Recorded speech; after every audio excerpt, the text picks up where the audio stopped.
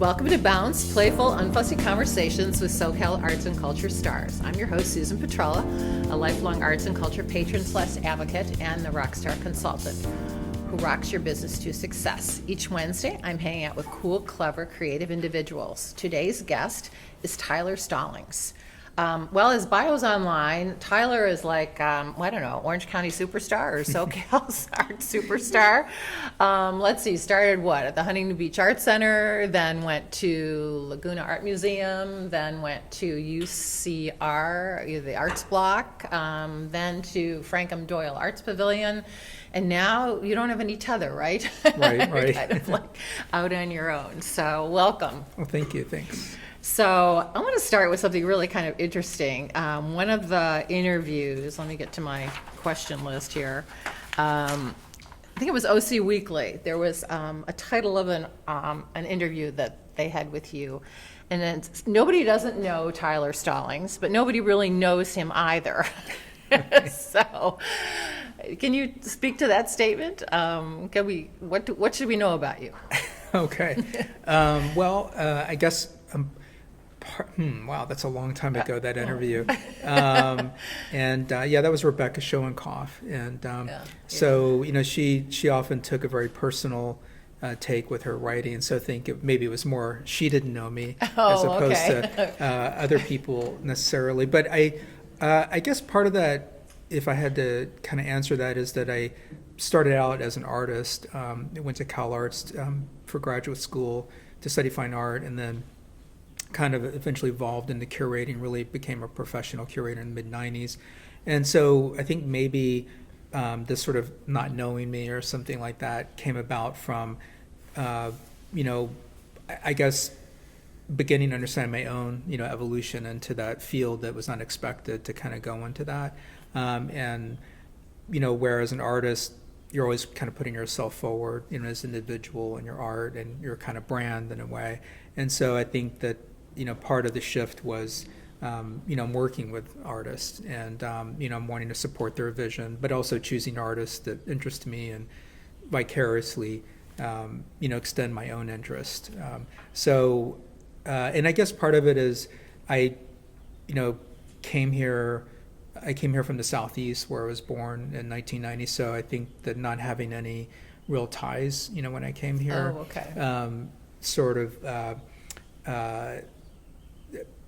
I guess it just sort of put me into a situation. And then, and I guess part of it is that, on a more personal level, like my parents died really early in my life. I don't have any brothers or sisters or anything like that. So there was never really, growing up, I was never really kind of forced to have to navigate, putting myself forward in a way to hear my voice, or to get my voice heard. So were you more of an introvert then and had to become an extrovert? I guess so. I would say, as an extrovert, I'm more comfortable in front of an audience, but then on an individual, level, I would say that I really put my voice through my writing. Yeah, you're doing writing and some filmmaking too, as part of. Right. Yeah. So you got like 4 hats or 5. So I think so my kind of jumping back a little bit to sort of being untethered. So been a professional curator and or director for 30 years, meeting at institutions, and I think basically I kind of evolved into an opportunity financially where I could not have to be connected to an institution. As great it is, and the support, and they've all been wonderful institutions, but I had a lot of other projects that I wanted to do. And so during COVID, like a lot of people, probably explored a lot of things. So one was filmmaking, and had always, and that's sort of what got me into art, was making Super 8 films as a kid, in writing screenplays and that kind of thing. And there were a certain subject matter too that you were interested in when you did that too, correct? As a kid, or as a basically, I guess probably what got me into art was Star Wars. Okay. So, okay. That I was at that age 12, when it came out, and for a lot of people, it was just amazing and kind of blew my mind away, and just, so the initial films were just learning how to do special effects, and then beginning to write little scripts and making more narrative, films and submitting them to contests. And then when I went to undergraduate school, I studied fine art and philosophy together. So I think the kind of having the praxis and the theoretical has always sort of been there, and that probably has been because writing has always been the core of what I do. And so then when I decided to go to graduate school, at the time I was looking for a place that had embodied that. So at the time it was either UC San Diego or Cal Arts, or the kind of the two, or at least on the West Coast, that sort of embodied that theory and the praxis at the same time. And so I decided to go to Cal Arts, and there, it was really kind of a great experience, because met a cohort, a network, and then that's really what kind of began the curating. I started working at the City of LA Cultural Affairs Department. Oh, that's right, we forgot that. Yeah, while I was at Cal Arts, just sort of working as a gallery attendant, but the staff there, the curators, were really generous, and they had discovered I'd been writing, and when I was in Atlanta, the last place I'd been writing for Art Papers magazine, doing art criticism, and so the curator then at the time, Noel Corton, gave me an opportunity to write an essay called Laughing Matters, or for an exhibition called Laughing Matters that was about humor and art. So he took me on studio visits and all of that, and so that is really what began making me think about going beyond an artist, using other skills and working, with artists. And then at the Cultural Affairs Department, I've worked in the Public Art Division, and also at the Municipal Art Gallery, and then that was all part-time, and I was doing exhibitions more to include myself and my friends, not really thinking of it as a professional curator, but just getting out there, making your own opportunity. And then, sort of needed a full-time job. And at the time, Huntington Beach Art Center was in the process of opening in '95, and was attracted to it because it was presenting itself more like a Kunsthalle, like a real contemporary art center, and had really 4 good years there. And then it kind of imploded. But had an opportunity, like it did Kara Walker's first Southern California exhibition there, did surveys, Ruben Ortiz Torres, did odd exhibitions called Are We Touched? Identity from Outer Space, of artists kind of making artwork, either who thought they had experiences or were just interested in an idea. And based on beginning to do shows that blended contemporary art and popular culture, and some of the shows I did, because I did a skateboarding show with Ed Templeton and things like that. Laguna Art Museum had just demerged from its merger with Newport Harbor Art Museum, so they were beginning to rebuild its staff. So this was kind of the late '90s, and Bolton Coburn, who was the director at the time, who was also interested in the intersection between popular culture. Yeah, there was something in the Flaunt interview that you did, like it or not, the boundaries between pop culture, design, entertainment, and art are already blurred. Do you feel the same now? Yeah, I would say so. I mean, at the time, it was still like things were still kind of kept separate in a way, and today it's just kind of evaporated. And I would say one of the, at least in the kind of art world, one of the key things was Juxtaposed Art magazine for beginning to help validate that blending, meaning that so when there was that magazine, a lot of these people they were actually more like graphic designers and illustrators, and so, but obviously wanting to do their own expression. But I think when then Juxtaposed came about, it provided an opportunity to get noticed, and so it gave a voice, and then galleries developed, and then collectors developed, and then museums like Laguna Art Museum and myself began doing exhibitions, noticing that I think it was a rare moment when it was a true movement that was created. I mean that idea of a movement had been used loosely, but that was a true movement due to that magazine. And so Greg Escalante was a really important person for me to work with and for Bolton to work with, and as a real catalyst, behind making a lot of that happen. And he died about 8 years ago, and there was huge, in a testament to what he provided. New York Times did a big, obituary, LA Times and things like that. So he's a super important person for Orange County. Do you think that pop culture has kind of diluted the value of fine art, though, with this, there's such a link now? I mean, just kind of, every show's got to be, you got to get the tchotchkes at the end of the show, and I don't know. It just seems like, I don't know, is it?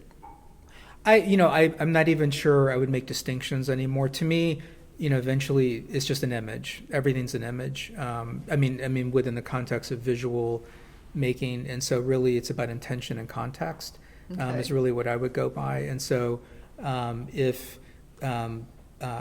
I think whoever's making that image, and I don't care if it's using AI or it doesn't matter to me. Really. It doesn't. Okay. Yeah, so you're comfortable with AI and?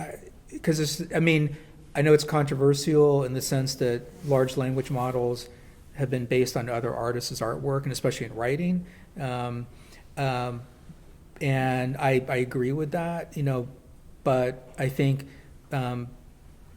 ultimately, I'm probably going to side on, I just care about intention and context and what the final product is, in terms of what that impact is going to be. Because I think that's where it's going to eventually go. I think it's inevitable, and you can't walk back at this point.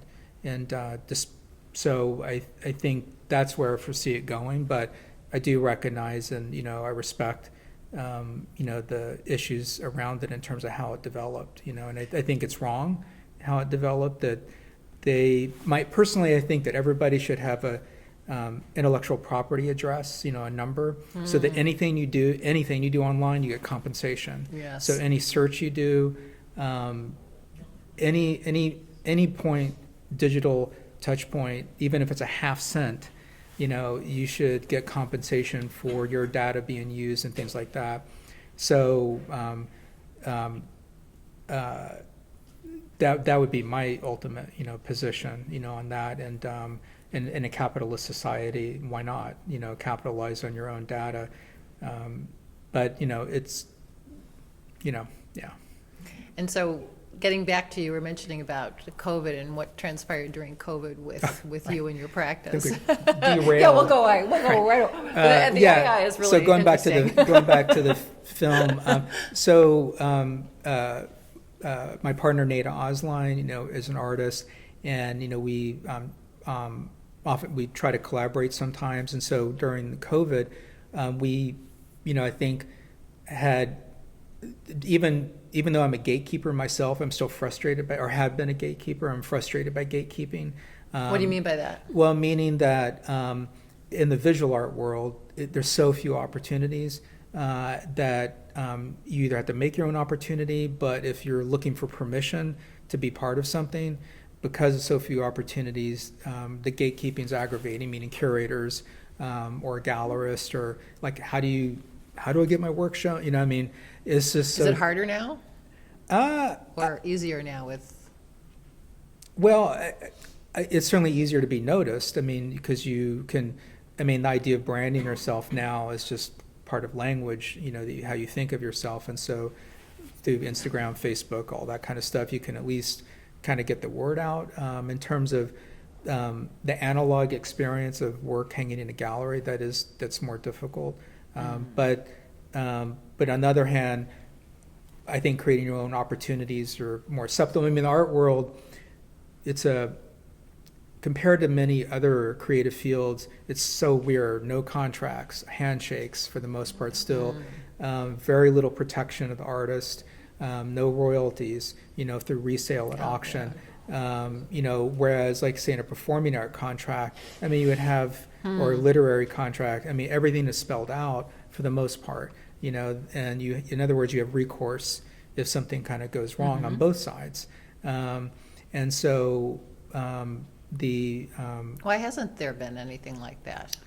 Well, part of it I think has to do, or my theory is that visual art grew out of a connoisseurship, and it grew out of, and also because it's a rare, generally it's been a one-piece thing or a small edition in terms of fine art, you know. So as opposed to it being like a ticketed experience where then success can be based on quantification of how many tickets you sell, as opposed to visual art, success is defined in many different ways, you know, meaning just getting a nice art write-up versus even selling art, you know, in a way.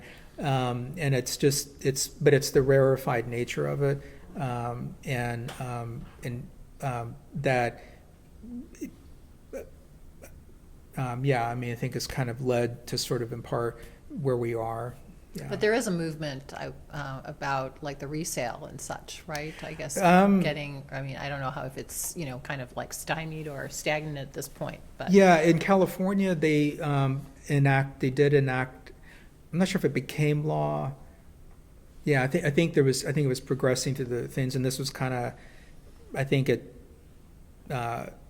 well, anyway, the law that they were exploring was that for, I think, any living artist, when it went to auction in California, that I think 5% or 10% would have to go to that living artist. And it failed in the end. So there have been attempts to do that, but it's, well, I mean, the thing is, you know, there's unions and other things. Why don't artists unionize? You know, why, you know, and it goes back probably the rare opportunities to extreme competition, you know, that artists really ultimately sometimes aren't very sharing, you know, because you want to protect your opportunity. Right. And it's more solo journey. I mean, it's yeah, more it's of a very solo lonely. journey. It's a very, you know, especially in Orange County, it's quite lonely. Yes, of course, it's Yeah. quite lonely. Yeah. That's what we're doing, trying to create Yeah. community and conversation. Yes. Yeah. Okay, so filmmaking. We keep on segueing. Yeah. I keep on segueing So the you out of filmmaker. that. So yes. So going back. So the tangent was that. So as Nadine and I were talking about the idea of gatekeeping, was that the cool thing with film is that you can, no matter what, get it out. You can at the very least put it on YouTube when you make your film. You know, if not, sending it to film contest and things like that. And so we decided. I'm trying to kind of, I can't remember the exact decision making, but somehow we decided, let's, you know, make a film together. And we had a friend who was named Archer, who was going back to his small hometown in Botkins, Ohio, of a town of like 1,500, this agricultural town. And he had been invited back to this annual pageant that they have. And he was going to go there and be out loud and proud and be. I know Archer, Santa Ana. Yeah, and be in the parade. God, Archer. And you know, at the time, and so this was 2019, 2020. You know, to be out loud and proud, like, so what? You know, Right. I mean, but you know, but then, you know, when we're there, you could see for him the significance of doing that in the small town where his family is, to be in the parade. But now, as time, and this is the interesting thing, how cycle now it is a big deal, even in urban areas, you know, because of Trump, Right, you know, right. And so, yeah. So I mean, so it's interesting how it cycled back. So the film still has, that particular film has a life of its own. We've, you know, like I contacted a lot of small towns in Ohio to show the film for free. You know, and we would, okay. you know, we would be there to kind of talk about the film and things like that. And then at the same time, so that was a film we did together. And then Nate and I have also then subsequently made some individual films. So she did a series called Aridtopia, where she did a residency in Chapala in Mexico, where a lot of expats from the U.S. and Canada go. And so it was kind of exploring this idea of expats, and so she interviewed them, and also Mexican nationals, and sort of that whole mixture. And then I did a separate film called Being of Light, or Carlos, Being of Light, and it was in my undergraduate, there was this fine art teacher named Carlos who used to tell these stories about running naked through the forest and things like that. He was a very kind of Dionysian sort of artist in terms of inspiring the students. But then later, as I did my own research in, you know, UFOs and aliens and all that, I came across there was an important book called Abduction by John Mack, who was this Harvard psychologist, and there was a whole chapter on Carlos. Oh, And I suddenly wow. realized, the importance of his testimony and his experience within the larger UFO field. So I decided, because he's in his mid-80s, to do a film on him. He lives in Swanee, Tennessee. I went to University of South in Swanee, Tennessee as an undergraduate at liberal arts school. And so I did a film, based on him, where he talks about this experience of beings of light and how he brings that out in his own artwork. And so I haven't had any particular experiences myself interested in it, but I am interested in artists who make work because they have to in order to communicate an experience. So they're not necessarily, even though it may look like fine art per se, the motivation for it is really about trying to communicate this very deep personal experience. And I know that kind of aliens, and I mean, there's so much more about that now, release those files or whatever, Yeah. UFO files, and there's something Right. out there, Well, I mean, the larger umbrella that it comes from is I think as human beings, we feel disconnected from something larger than ourselves. We know that we probably are all connected.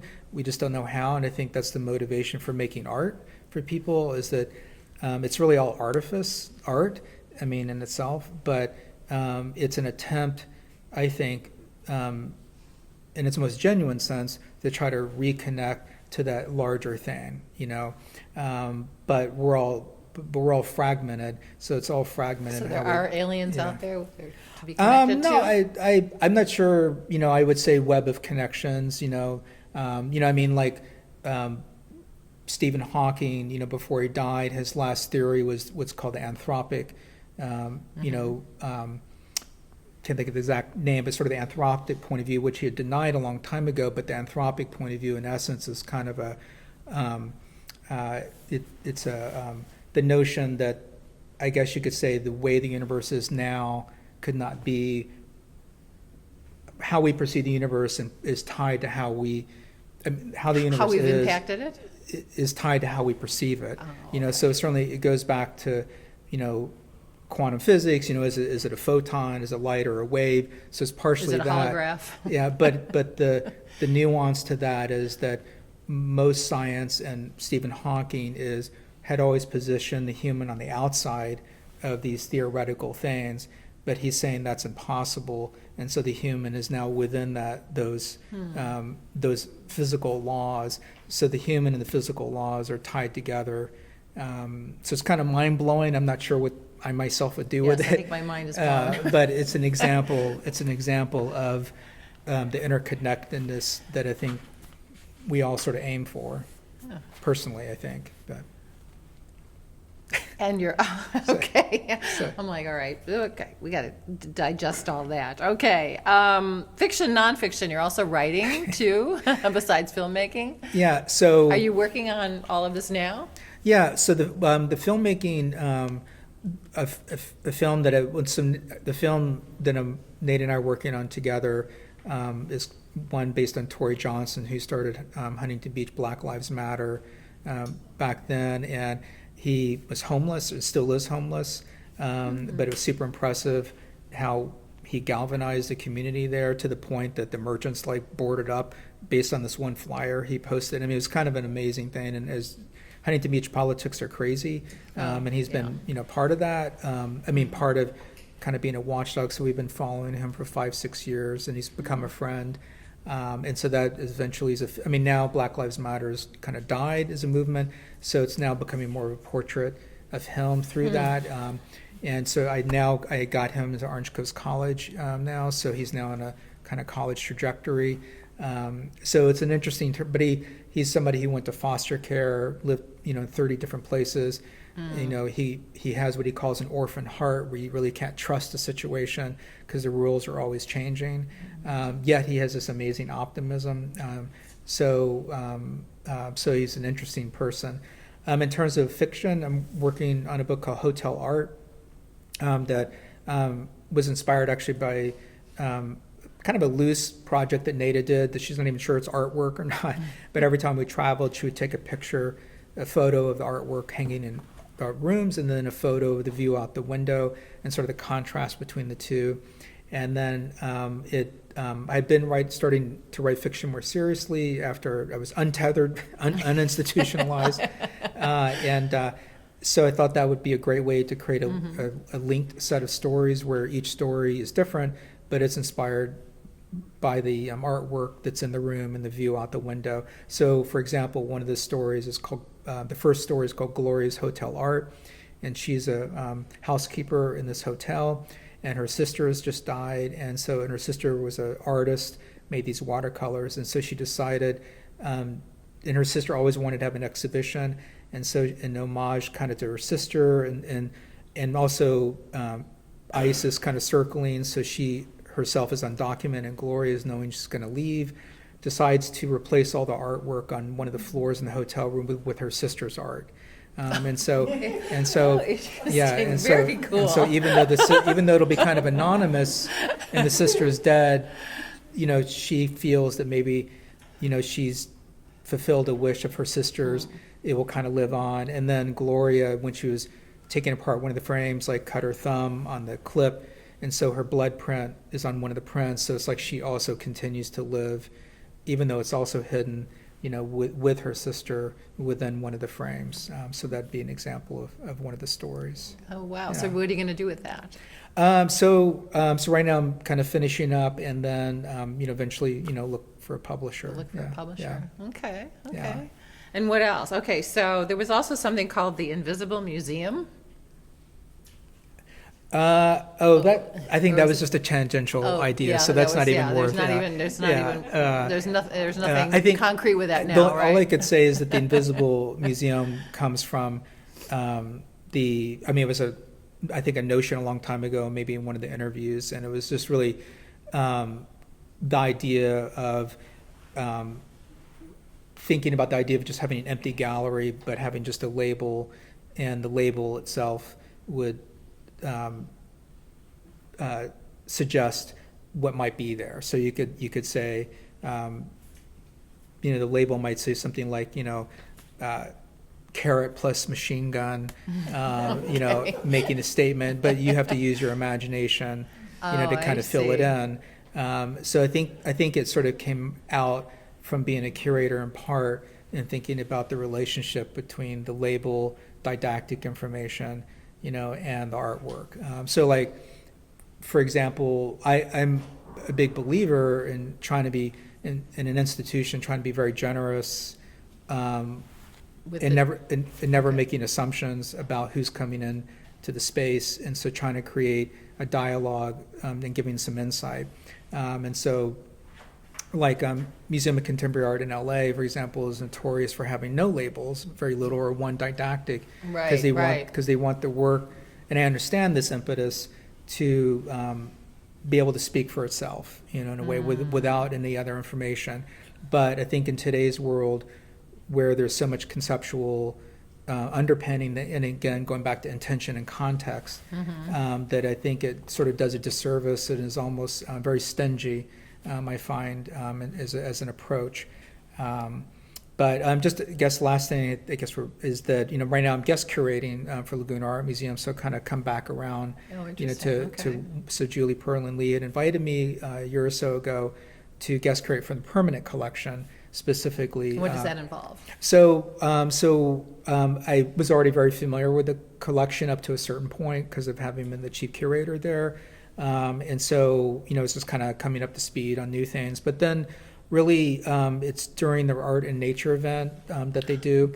And usually the shows, so far I'm only working the second one now, are usually kind of in dialogue with whatever artist they select. So you're looking for work within the permanent collection that kind of mirrors. Yeah. So like So the first show was called. I can't think either. Well, anyway, it was. Well, whatever. I can't believe it, but it was like. It was looking at artists who had looked at the sort of built environment, and it was kind of tracing the shift in landscape and photography. So basically from Ansel Adams, where it was as if no humans had touched the environment, to beginning with Louis Baltz, who was an important photographer nationally, but started in Orange County, creating landscape photography based on that built environment. So like Lori Brown would be another one that kind of created these images that almost look like moonscapes, as like Irvine and everything was being leveled, and that kind of, the hills were being leveled. It might be kind of fun to go through the permanent. Oh, wow. That's what I love it, because it's like oh my gosh, look at that. Because it's a puzzle. So you're working with what's there, and they have a great collection, luckily. But you're working with what's there without forcing it, to kind of see the connections between different artists and kind of create a visual essay. To close, what haven't you done within kind of the art world that you would like to do?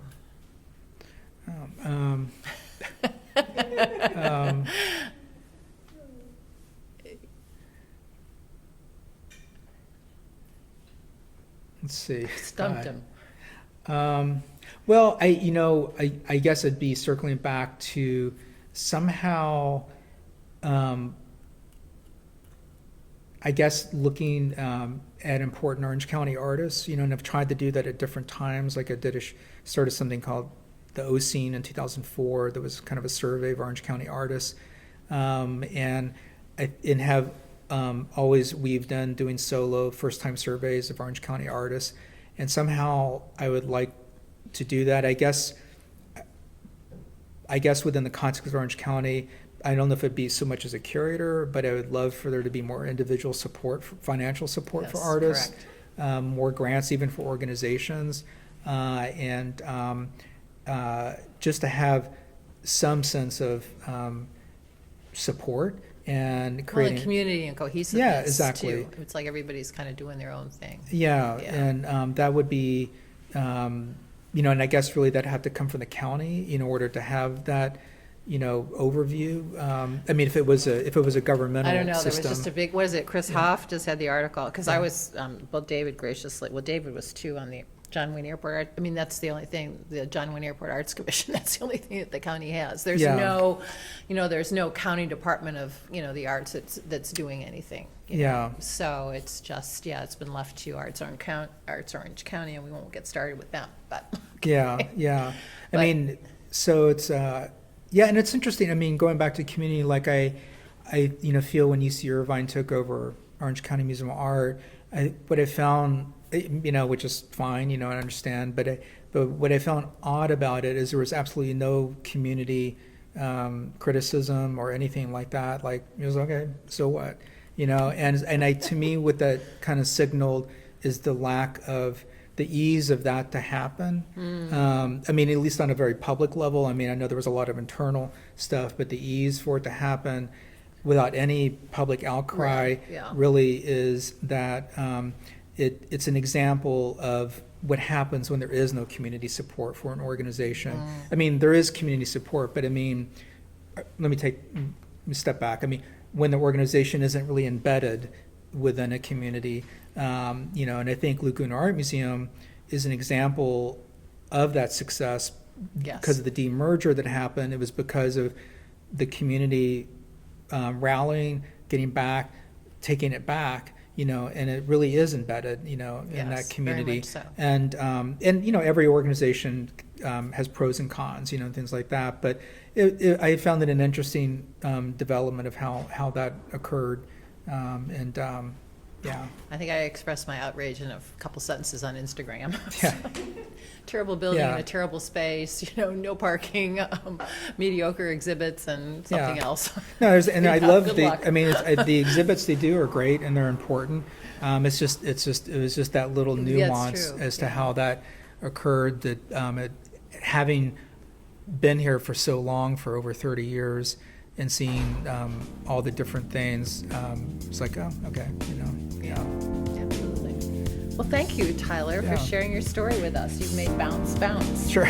A special thank you to our generous sponsor, Coastline College, its Fine Arts Department and Art Gallery, David Michael Lee, who's the Director, Curator, and Professor. David's also Bounce's wonderful producer. Thank you, David. Until next time.